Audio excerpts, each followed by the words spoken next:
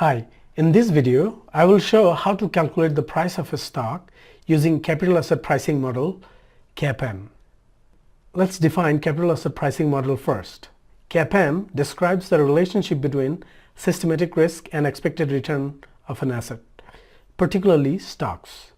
CAPM is widely used throughout finance for pricing risky securities and generating expected returns for assets given the risk of those assets and cost of capital.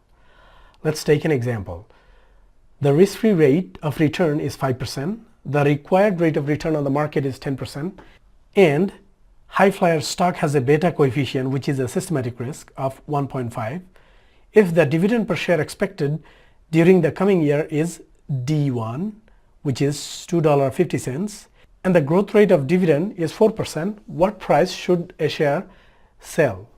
In order to solve this question, we will apply CAPM model, where we calculate a required rate of return of equity, which is denoted as K.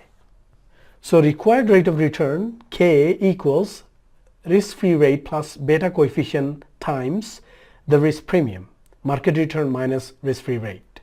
Once you plug in the numbers, you get 12.5%. Now we will apply dividend discount model, which is another kind of DCF model, which says price of a stock today is the 1 period ahead of time dividend, which is D1, divided by required rate of return minus growth rate of dividend.